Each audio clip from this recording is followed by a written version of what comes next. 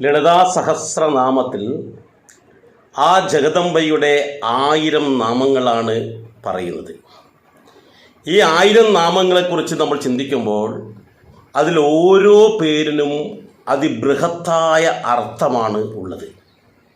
അതിൽ ഒന്നാമത്തെ പേര് ശ്രീമാത എന്നുള്ളതാണ്. എന്താണ് ശ്രീമാത എന്ന് പറയുന്ന ആ ഒറ്റ വാക്കിൻ്റെ അർത്ഥം എന്ന് നമ്മൾ ചിന്തിക്കണം. ശ്രീ എന്ന് പറഞ്ഞാൽ ലക്ഷ്മിയാണ്, എന്ന് വെച്ചാൽ ഐശ്വര്യമാണ്. അപ്പോൾ ആ ശ്രീയുടെ മാതാവ് എന്ന് വെച്ചാൽ ലക്ഷ്മിയുടെ അമ്മ, എന്ന് വെച്ചാൽ ഐശ്വര്യത്തിൻ്റെ അമ്മ എന്ന് വെച്ചാൽ നമുക്ക് കാണാവുന്ന ആ ഒരു ഐശ്വര്യമുണ്ടല്ലോ, അതിൻ്റെ അമ്മ എന്ന് പറയുമ്പോൾ എത്ര ബൃഹത്തായിരിക്കും. അപ്പോൾ അത്രയും ബൃഹത്തായിട്ടുള്ള ലോകത്ത് തന്നെ അത് പറഞ്ഞറിയിക്കാൻ പറ്റാത്ത അത്ര ഐശ്വര്യ സമ്പൂർണമായതിനെയാണ് ഇവിടെ ഉദ്ദേശിക്കുന്നത്. അപ്പോൾ ശ്രീ എന്ന് പറയുമ്പോൾ അത് ഐശ്വര്യം എന്ന് പറയുമ്പോൾ ഏതൊക്കെ തരത്തിൽ ഐശ്വര്യം വരും?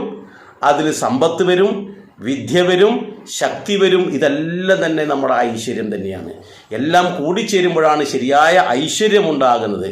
അപ്പോൾ ഈ ഐശ്വര്യത്തിൻ്റെയൊക്കെ മാതാവായിട്ട് നമ്മൾ സങ്കല്പിക്കുന്നത് ശുഭാരൂഢയായിട്ടുള്ള ആദിപരാശക്തിയായിട്ടുള്ള ആ അമ്മയെയാണ്.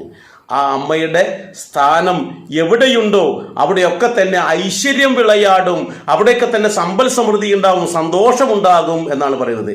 അപ്പോൾ ആ അമ്മയുടെ സ്ഥാനം ശ്രീമാത എന്ന് വിളിക്കുമ്പോൾ അത് നമ്മുടെ ഹൃദയത്തിലുണ്ടാകണം. ആ ഹൃദയത്തിൽ ആ അമ്മയുടെ രൂപം ഉണ്ടാകുമ്പോൾ എന്തായിരിക്കും?